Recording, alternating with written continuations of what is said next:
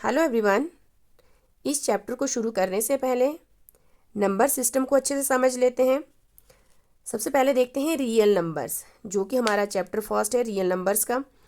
Those numbers which we can represent on number line, either they are positive, negative, irrational, rational numbers etcetera, and it is denoted by capital R. वो सभी number जिसको हम number line के ऊपर represent कर सकते हैं, चाहे वो आपका पॉजिटिव हो चाहे वो नेगेटिव नंबर्स हो, तो वो सभी नंबर्स हमारे क्या कहलाते हैं, रियल नंबर्स या वास्तविक संख्याएं जिन्हें कहा जाता है। और रियल नंबर को रिप्रेजेंट डिनोट किया जाता है कैपिटल आर से। फिर है नेचुरल नंबर, जिसको प्राकृत संख्या भी कहा जाता है। तो it is group of all positive numbers and it is denoted by capital N. तो पॉजिटिव नंबर्स या यूं कहें all counting numbers are natural numbers, जिसको हम काउंट कर सकते हैं वो हमारे क्या हो जाते हैं, नेचुरल नंबर्स। तो इसमें स्मॉलेस्ट नेचुरल नंबर अगर पूछा जाए तो हमारा हो जाता है स्मॉलेस्ट नेचुरल नंबर 1। तो नेचुरल नंबर को रिप्रेजेंट डिनोट किया जाता है कैपिटल एन से। इसके बाद है होल नंबर। होल नंबर में हमारा नेचुरल नंबर प्लस इसमें इंक्लूड हो जाएगा जीरो। तो अगर हमारा नेचुरल नंबर के साथ जीरो को हम इंक्लूड करते हैं, it is a group of all natural number including zero, it is denoted by capital W. तो होल नंबर को किससे डिनोट करेंगे हम, कैपिटल डब्ल्यू से। इसमें हमारा क्या होता है, नेचुरल नंबर के साथ साथ हम जीरो को भी इंक्लूड करते हैं, तो ये हो जाएंगे हमारे होल नंबर्स। फिर है हमारे पास इंटीजर्स। तो integers it is a group of whole numbers that can be positive और zero and it is denoted by capital Z. तो इंटीजर्स क्या होते हैं, तो ये ग्रुप है आपका होल नंबर्स का, मतलब आपके नेगेटिव पॉजिटिव इंक्लूडिंग जीरो, इन सभी नंबर्स का क्या हो जाएगा, ये ग्रुप होगा कौन, इंटीजर्स। तो इंटीजर को हम रिप्रेजेंट करते हैं, डिनोट किया जाता है कैपिटल जेड से। फिर है आपका rational number, the number which is in the form of p upon q and where q not is equal to zero, it is denoted by capital Q. तो रेशनल नंबर वो सभी number जिसको हम represent कर सकते हैं p upon q के form में, पर हमारे पास जो क्यू है वो कभी भी जीरो नहीं होना चाहिए। और रैशनल नंबर को रिप्रेजेंट किया जाता है क्यू, कैपिटल क्यू से। तो पी अपॉन क्यू के फॉर्म में जो भी नंबर हो, जैसे हमारे पास जीरो है तो जीरो भी हमारा एक रैशनल नंबर है, क्योंकि इसके डिनोमिनेटर में क्या है, 1। और हमारे पास 2, 3, 4, इन सब को हम क्या कर सकते हैं, इसको हम जितने भी हमारे होल नंबर होते हैं तो इसको भी हम क्या कर सकते हैं, सभी को हम रैशनल फॉर्म में लिख सकते हैं। क्योंकि सभी नंबर के नीचे, इसके नीचे कुछ नहीं है तो इसका मतलब 1 है।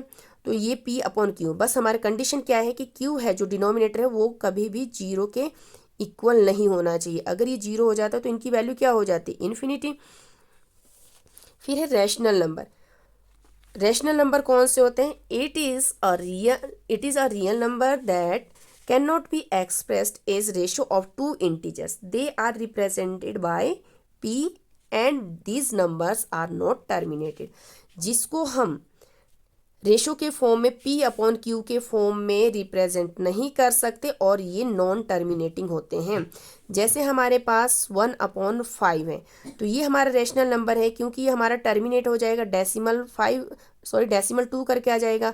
जैसे हमारे पास यहाँ पे 3/2 है, तो ये एक टाइम के बाद टर्मिनेट हो जाएगा, भले ही डेसिमल फॉर्म में आएगा, ये 1.5 हो जाएगा पर कंप्लीट टर्मिनेट हो जाता है। परंतु जैसे कुछ एक नंबर होते हैं, जैसे हमारे पास √2 है, √3 है, तो ये हमारे नॉन टर्मिनेटिंग हो गए। जैसे पाई की वैल्यू होती है, तो ये हमारे इरेशनल नंबर होते हैं जो कुछ टाइम के बाद मतलब कंटिन्यू टर्मिनेट नहीं होंगे। तो all these numbers are irrational numbers. उसके बाद हमारे पास है प्राइम फैक्टर्स। प्राइम फैक्टर तो हम काफ़ी 6th-7th क्लास से करते आ रहे हैं, फैक्टराइजेशन वगैरह। तो सबसे पहले प्राइम फैक्टर में हमारे प्राइम नंबर्स कौन से होते हैं, प्राइम नंबर्स वो नंबर जो खुद के टेबल से ही डिवाइड होते हैं। जैसे 2 हो गया, जिसके सिर्फ 2 ही फैक्टर होते हैं आपके, 2 और एक 1। जैसे आपका 3 हमारा क्या है, प्राइम नंबर, तो 3 के हमारे फैक्टर बनाएंगे तो क्या हो जाएंगे, 3 × 1। तो इसके अलावा प्राइम नंबर के अलावा एक और होता है हमारे पास कंपोजिट नंबर। Composite number. तो प्राइम नंबर के अलावा जितने भी बाकी नंबर बच जाते हैं वो कौन से होते हैं? कंपोजिट नंबर, जिसके फैक्टर मोर देन 2 हो। जैसे आपका 4 है, 4 के फैक्टर कितने हो जाएंगे? 2 इंटू 2 1 तो सभी का फैक्टर होता है, तो ये हो जाएंगे मोर देन 3। अगर किसके फैक्टर बन रहे हैं इट मीन्स वो कंपोजिट नंबर है।